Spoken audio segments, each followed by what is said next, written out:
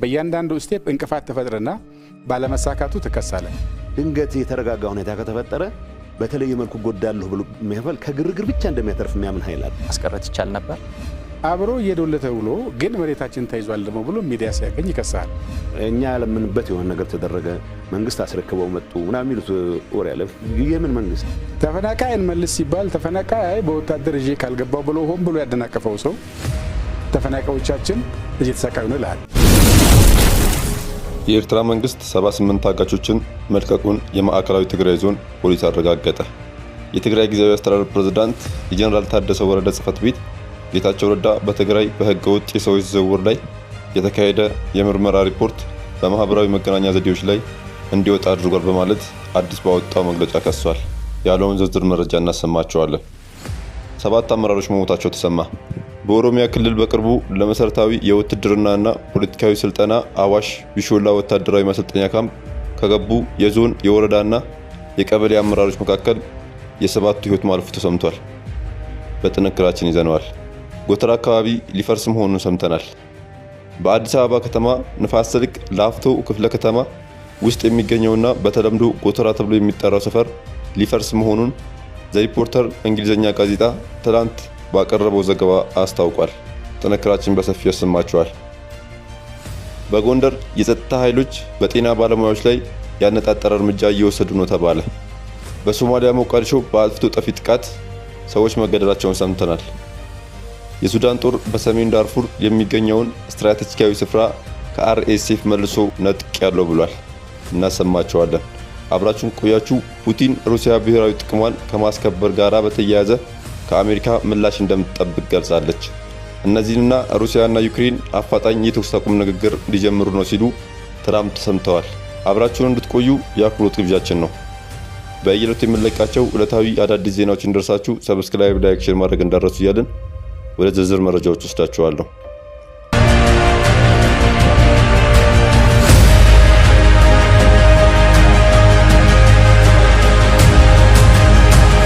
የኤርትራ መንግስት 78 ታጋቾችን መልቀቁን የማዕከላዊ ትግራይ ዞን ፖሊስ አረጋገጠ። የማዕከላዊ ትግራይ ዞን ፖሊስ እንደገለጸው የተለቀቁት በአዲ ቋላ ራማ በኩል ነው። የፖሊስ ኮሚሽነሩ ኮማንደር ጸጋዬ ያስፋ በሰጡት መግለጫ ከተለቀቁት ውስጥ አብዛኞቹ ተወልደው ያደጉት በኤርትራ መሆኑን ገልጸው እድሜያቸውም ከ45 ዓመት በታች መሆኑን አስረድተዋል። የተወሰኑት ከኤርትራውያን ጋር ተጋብተው ሀብትና ንብረት ያፈሩ መሆናቸውንም ገልጸዋል። ከዚህ ቀደም የኤርትራ መንግስት በርካታ የትግራይ ተወላጆችን አግቶ መውሰዱ በስፋት ሲገለጽ የቆየ ሲሆን ኮማንደር ጸጋዬ እንዳሉት በአሁኑ ወቅት 272 የትግራይ ተወላጆች በኤርትራ እስር ቤት እንደሚገኙ ከተለቀቁት ሰዎች ሰምተዋል። የተለቀቁት በአሁኑ ወቅት በራማ እንደሚገኙና በቅርቡ ወደ ቤተሰቦቻቸው እንደሚቀላቀሉ ያስታወቁት ኮማንደሩ ጨምረውም የኤርትራ መንግስት እነዚህን ታጋቾች የለቀቀው የትግራይ ባለስልጣናትን ሳያማክር በራሱ ፍላጎት ነው ብለዋል። እነዚህ ታጋቾች መለቀቃቸውን በተመለከተ እስካሁን የኤርትራ መንግስት ያለው ነገር የለም። የሌተናል ጀነራል ታደሰ ወረደና የአቶ ጌታቸው ፍጥጫ። የትግራይ ጊዜያዊ አስተዳደር ፕሬዝዳንት የጀነራል ታደሰ ወረደ ጽህፈት ቤት ጌታቸው ረዳ በትግራይ በህገ ወጥ የሰዎች ዝውውር ላይ የተካሄደ የምርመራ ሪፖርት በማህበራዊ መገናኛ ዘዴዎች ላይ እንዲወጣ አድርጓል በማለት አዲስ ባወጣው መግለጫ ከሷል። ጽህፈት ቤቱ ድርጊቱ በግለሰቦች ላይ ብቻ ያነጣጠረ ሳይሆን በምርመራው ሂደት የተሳተፉ ግለሰቦችና የቤተሰቦቻቸውን ደህንነት አደጋ ላይ የሚጥል ነው በማለት አስጠንቋል። ጌታቸው በበኩላቸው የምርመራ ሰነዱና በሰነዱ ላይ ተመስርተው የተከፈቱ የክስ መዝገቦችን ፕሬዝዳንቱ፣ የፍትህ ቢሮ፣ የፖሊስ ኮሚሽኑ፣ የጸጥታ ቢሮና አንዳንድ ከፍተኛ የጸጥታ ኃይል አዛዦች ያውቃሉ በማለት በማህበራዊ ትስስር ገጻቸው ገልጸዋል። ጀነራል ታደሰ የጥናት ሰነዱን እውነትነት በመግለጫው አረጋግጠዋል ያሉት ጌታቸው ሰውን በባርነት መሸጥ የትግራይን ህዝብ የማይመጥን ወንጀል መሆኑን ግን ጀነራል ታደሰ አላወገዙም በማለት ተችተዋል።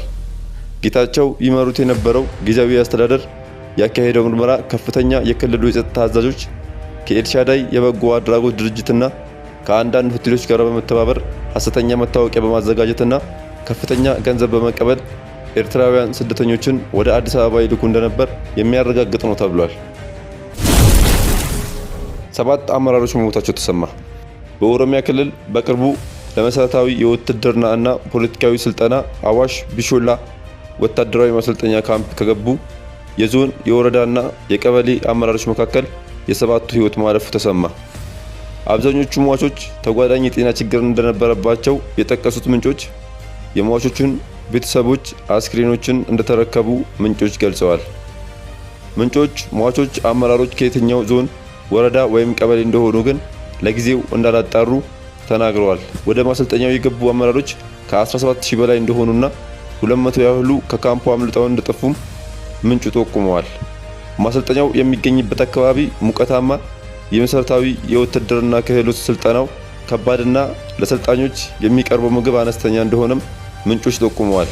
ለ45 ቀናት የታሰበው ስልጠና በሰዎች ሕይወት መጥፋት ሳቢያ በአንድ ወር ውስጥ ማለትም ግንቦት 21 እንዲጠናቀቅ ተወስኗል።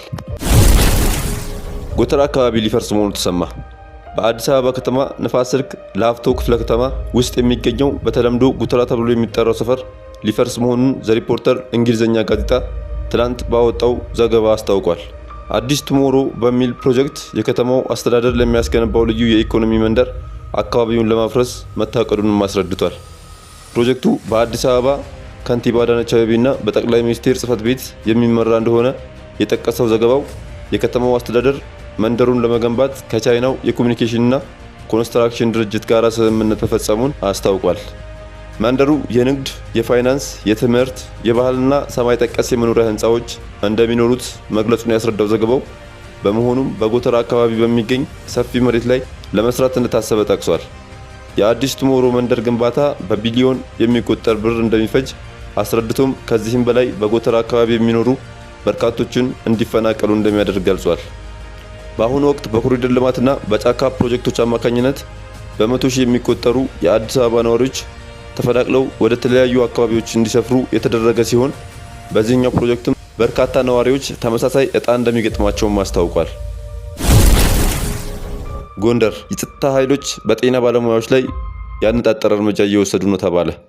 በጎንደር አንድ የሆስፒታል ዶክተር ለቢቢሲ እንደገለጹት የጸጥታ ኃይሎች በምሽት ወደ ሐኪሞች መኖሪያ በመግባት ባልደረቦቻቸውን በኃይል እየወሰዱ ነው።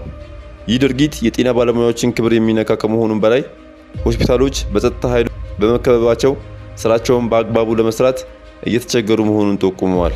በተጨማሪም በድንገተኛ የሕክምና አገልግሎት ላይ የነበሩ የጤና ባለሙያዎች መታሰራቸው በአገልግሎቱ አቅርቦት ላይ ከፍተኛ መስተጓጎል አስከትሏል።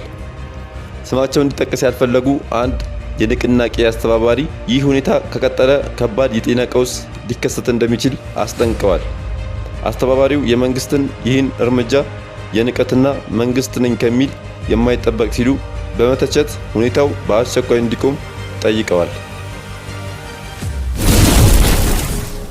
በሶማሊያ ሞቃዲሾ በአጥፍቶ ጠፊ ጥቃት ቢያንስ 13 ሰዎች ተገደሉ።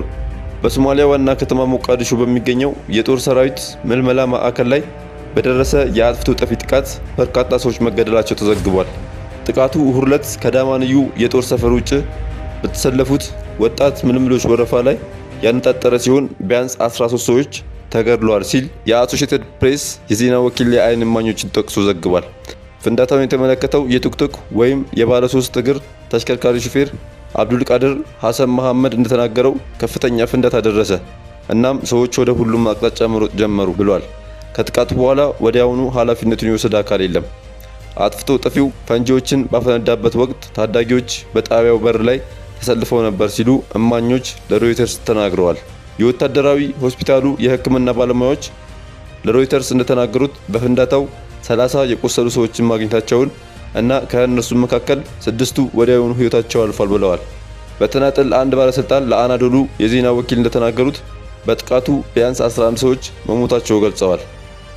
ጥቃቱ እንደ አውሮፓውያን አቆጣጠር በ2023 ከዳማንዩ ፋሲሊቲ ትይዩ በሚገኘው በጃሌ ሲያድ ጦር ሰፈር በአጥፍቶ ጠፊ ጥቃት 25 ወታደሮች ከተገደሉበት ክስተት ጋር ተመሳሳይ ነበር ተብሏል። የሱዳን ጦር በሰሜን ዳርፉር የሚገኘውን ስትራቴጂካዊ ሰፈር ከአርኤስኤፍ መልሶ ነጠቀ። የሱዳን ጦር በሰሜን ዳርፉር የሚገኘውን የአቱርን አካባቢ ከፓራሚሊታሪ ፈጣን ድጋፍ ሰጪ ኃይሎች አርኤስኤፍ መልሶ መያዙን የአካባቢው ባለስልጣናት አስታውቀዋል። የዳርፉር ገዢ አርኮሚናዊ የሱዳን ጦር ኃይሎች እና ጥምር ኃይሎች ስትራቴጂክ የሆነውን የአቱርን አካባቢ አርኤስኤፍ ሚሊሻ በማላቀቅ ትልቅ ድሎችን አስመዝግበዋል ሲሉ የዳርፉር ገዢ አርኮሚናዊ በፌስቡክ ገጻቸው ላይ አስፍረዋል። የጋራ ኃይሉ የአቱርን አካባቢ አሁን በሰራዊቱ ቁጥጥር ስር መሆኑን የሚያረጋግጥ መግለጫ ወጥቷል። የመከላከያ ቡድኑ በአርኤስኤፍ አባላትና በመሳሪያዎች ላይ ከባድ ኪሳራ ደርሶበታል ብሏል። በመግለጫው ላይ ከአርኤስኤፍ ምንም አይነት አፋጣኝ የማስተባበያ መግለጫ አልተሰጠም። የአቱርን ስትራቴጂካዊ ጠቀሜታ በሰሜን ዳርፉር በስተሰሜን ካለው ስፍራ የሚገኘው ወሳኝ መንገድና ሱዳንን ከግብፅ፣ ሊቢያና ቻድ ጋር ወደሚያገናኘው ድንበር የሚዘልቅ መስመር ነው። አማጺ ቡድኑ ሚያዝያ 9 ከሰራዊት ኃይሎች ጋር በተፈጠረ ግጭት አካባቢውን ይዟል። ከአፕሪል 2023 ጀምሮ አርኤስኤፍ ከጦር ኃይሉ ጋር ሱዳንን ለመቆጣጠር እየተዋጋ ሲሆን በሺዎች የሚቆጠሩ ሰዎችን ሞት አስከትሏል። በዓለም ላይ ካሉት አስከፊ ሰብአዊ ቀውሶች መካከል አንዱን ፈጥሯል። ከ20 ሺህ በላይ ሰዎች ሲገደሉ 15 ሚሊዮን ደግሞ መፈናቀላቸውን የተባበሩት መንግስታት ድርጅትና የአካባቢ ባለስልጣናት አስታውቀዋል። በአሜሪካ ምሁራን የተደረገ ጥናት ግን የሟቾቹን ቁጥር ወደ 130 ሺህ ያደርሰዋል። ፑቲን ሩሲያ ብሔራዊ ጥቅምን ከማክበር ጋር በተያያዘ ከአሜሪካ ምላሽ እንደምትጠብቅ ገለጹ። ፕሬዝዳንቱን ጨምሮ አሜሪካውያንና የአሜሪካ መሪዎች የራሳቸውን ብሔራዊ ጥቅም አላቸው፣ እኛም የእነርሱን ፍላጎት እናከብራለን ብለዋል። የሩሲያው ፕሬዝዳንት ቭላዲሚር ፑቲን ሀገራቸው አንዳቸው የሌላውን ብሔራዊ ጥቅም መከባበርን በተመለከተ ከአሜሪካ ምላሽ እንደምትጠብቅ ተናግረዋል። ፑቲን ከሩሲያው ጋዜጠኛ ፓቬል ዘሩቢን ጋራ ባደረጉት ቃለ ምልልስ ፕሬዝዳንቱን ጨምሮ አሜሪካውያን፣ የአሜሪካ ህዝቦችና የአሜሪካ መሪዎች የራሳቸው ብሔራዊ ጥቅም አላቸው፣ እኛም እናከብራለን ብለዋል። ይህ አስተያየት የአሜሪካው ፕሬዝዳንት ዶናልድ ትራምፕ ከፑቲንና ከዩክሬን አቻቸው ቮሎዲሚር ዜሌንስኪ ጋራ በዩክሬን የተኩስ አቁም ስምምነት ለማድረግ ለመነጋገር ባቀዱበት ወቅት ነው። ትራምፕ በኢስታንቡል በሩሲያና በዩክሬን መካከል ከፍተኛ ደረጃ ያለው የሰላም ድርድር አመቻችተዋል። ሁለቱም ወገኖች እያንዳንዳቸው 1000 የጦር እስረኞችን ለመለዋወጥና የእርቅ ስምምነት ለማድረግ ድርድሩን ለመቀጠል ተስማምተዋል። ሩሲያና ዩክሬን አፋጣኝ የተኩስ አቁም ንግግር ሊጀምሩ ነው። ትራምፕ የአሜሪካው ፕሬዝዳንት ዶናልድ ትራምፕ ከሩሲያው አቻቸው ቭላዲሚር ፑቲንና ዜሌንስኪ በተናጠል የስልክ ውይይት ካደረጉ በኋላ ሀገራቱ አፋጣኝ የተኩስ አቁም ድርድር ይጀምራሉ ብለዋል።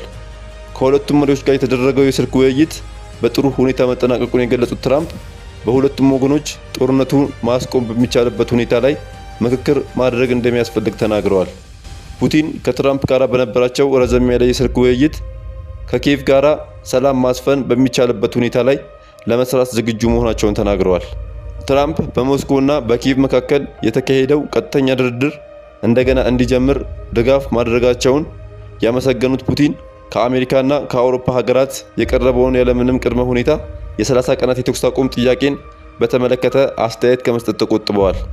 ትራምፕ ከዩክሬኑ ፕሬዝዳንት ቮሎዲሚር ዜሌንስኪ ጋራም የተነጋገሩ ሲሆን ዜሌንስኪ ይህ ወሳኝ ወቅት ነው ሲሉ አሜሪካ ከንግግሩ እንዳትርቅ አሳስበዋል። ተመልካቾቻችን ለዛሬ የያዝላችሁ ርዕሰ ጉዳዮች እዚህ ላይ ቋጨን። ላይክ፣ ሼር፣ ኮሜንት በማድረግ ለቻናላችን ድጋፋችሁን መግለጽ እንዳዘነጉ እያልን ከሌሎች መረጃዎች ጋር ደግመን እስክንገናኝ ቸር ያሰማን።